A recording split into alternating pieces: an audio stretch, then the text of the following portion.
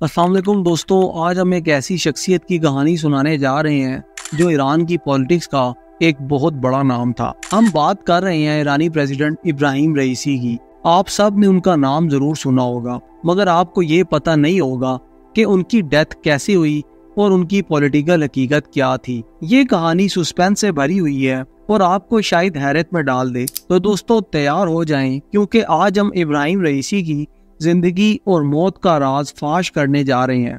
कहानी का आगाज होता है 2020 के ईरान के इलेक्शन से, जब इब्राहिम रईसी को अपनी जबरदस्त पॉपुलैरिटी के बावजूद एक अजीबोगरीब तजुर्बे से गुजरना पड़ा।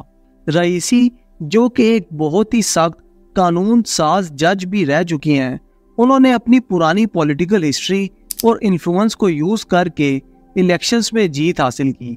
मगर उनकी जिंदगी का असली ट्विस्ट उनके प्रेसिडेंट बनने के बाद शुरू होता है। जब इब्राहिम रईसी ईरान के प्रेसिडेंट बने तो उनकी पॉलिसीज और उनका रवैया हर किसी के लिए एक अजीब पहेली थी। क्या वो असल में अवाम के हक में काम कर रहे थे या उनका अपना कोई हिडन एजेंडा था? ये सवाल हर किसी के जहन में था। और फिर आता है वो दिन जब अचानक उनकी मौत की खबर आई। इब्राहिम रईसी की मौत हेलीकॉप्टर क्रैश में हुई। क्या ये एक्सीडेंट था या इसके पीछे कोई साजिश थी? इन सब सवालों के जवाब हम आपको इस वीडियो में देने वाले हैं, तो हमारे साथ बने रहिए और जानिए इब्राहिम रईसी की जिंदगी, उनकी मौत और उनकी पॉलिटिकल हकीकत के पीछे छुपी हुई असल कहानी। दोस्तों, इब्राहिम रईसी का असल नाम सैयद इब्राहिम रसूल सादती था। उनकी पैदाइश 14 दिसंबर 1960 को मशाद, ईरान में हुई। बचपन से ही उनका रुझान दीन और मजहब की तरफ था। उन्होंने अपनी तालीम हाफजा इल्मिया से हासिल की, जहां से वो बाद में मुज्तहिद बने। रईसी ने अपनी प्रोफेशनल जिंदगी का आगाज एक कानून साज जज के तौर पर किया और आहिस्ता आहिस्ता उन्होंने अपने आप को ईरानियन जुडिशरी सिस्टम में एक मजबूत किरदार के तौर पर इस्टेब्लिश किया।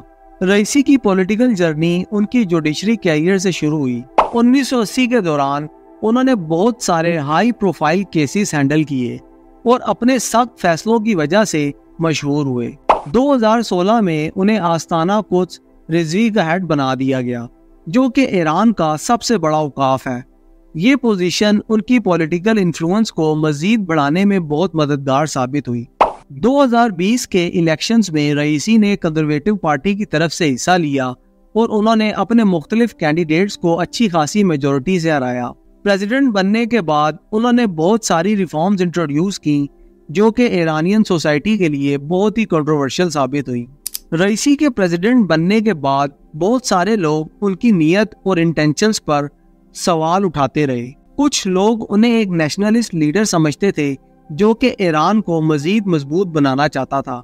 मगर कुछ लोग ये भी मानते थे कि रईसी के एक्शंस में एक हिडन एजेंडा था। क्या वो असल में ईरान को मजीद स्ट्रॉन्ग बनाना चाहते थे या उनका अपना कोई पर्सनल इंटरेस्ट था? दोस्तों, फिर वो दिन आया जब 2024 में एक अचानक खबर ने पूरी दुनिया को हैरान कर दिया। इब्राहिम रईसी की हेलीकॉप्टर क्रैश में मौत की न्यूज ने हर तरफ एक हलचल मचा दी।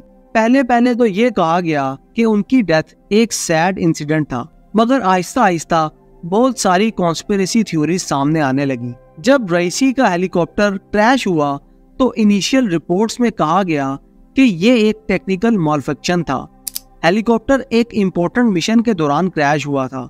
विटनेसेस ने कहा कि हेलीकॉप्टर अचानक ही कंट्रोल से बाहर हो गया था और ग्राउंड में जा टकराया।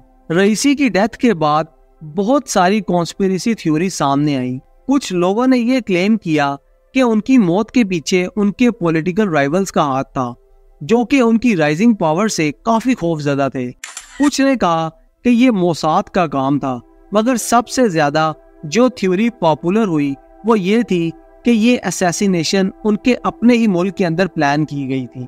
रईसी की डेथ के बाद ईरान की गवर्नमेंट ने एक हाई लेवल इन्वेस्टिगेशन कमेटी बनाई, जो कि उनकी डेथ के पीछे की असल हालात का पता लगा सके।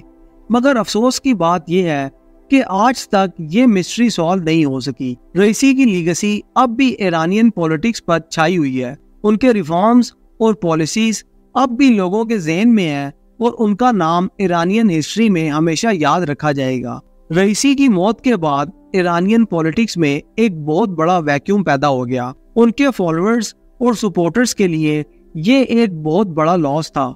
रईसी ने अपने दौर में बहुत सारी ऐसी पॉलिसीज इंट्रोड्यूस की थी जो कि ईरान को इंटरनेशनल स्टेज पर एक मजबूत पोजीशन देना चाहती थी। उनकी मौत के बाद ये सब पॉलिसीज और रिफॉर्म्स एक अजीब सी हालत में आ गए। दोस्तों, रईसी की डेथ का असर सिर्फ ईरानियन पॉलिटिक्स तक महदूद नहीं रहा, बल्कि इंटरनेशनल पॉलिटिक्स पर भी उसका बहुत बड़ा असर हुआ। रईसी को कंजर्वेटिव और हार्ड लाइनर समझा जाता था और उनकी मौत ने ईरान की फॉरेन पॉलिसीज पर भी बहुत बड़ा इम्पैक्ट डाला। बहुत सारे लोग अब भी ये सवाल उठाते हैं कि अगर रईसी जिंदा होते तो आज ईरान की सिचुएशन क्या होती। तो दोस्तों, ये थी कहानी इब्राहिम रईसी की जिंदगी और उनके मौत के पीछे छुपी हुई साजिशों की। रईसी की जिंदगी और उनका पॉलिटिकल कैरियर एक बहुत ही इंटरेस्टिंग और सस्पेंस से भरा हुआ था। उनकी हेलीकॉप्टर क्रैश में मौत ने पूरी दुनिया को हैरान कर दिया और आज भी उनकी मौत के पीछे के असल हालात एक राज बने हुए हैं। हम उम्मीद करते हैं कि आपको ये कहानी पसंद आई होगी। रईसी की जिंदगी और उनका पॉलिटिकल कैरियर हमेशा ईरानियन पॉलिटिक्स का एक इंटीग्रल हिस्सा रहेगा।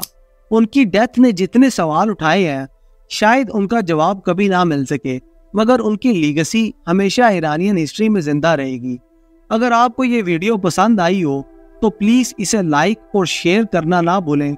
हमारे चैनल को सब्सक्राइब करें और बेल आइकन को प्रेस करें ताकि आपको हमारी लेटेस्ट वीडियोस की अपडेट्स मिलती रहें। अपने कमेंट्स में हमें ज़रूर बताइए कि आपका इस कहानी के बारे में क्या ख्याल है। शुक्रिया और अल्लाह हाफिज़।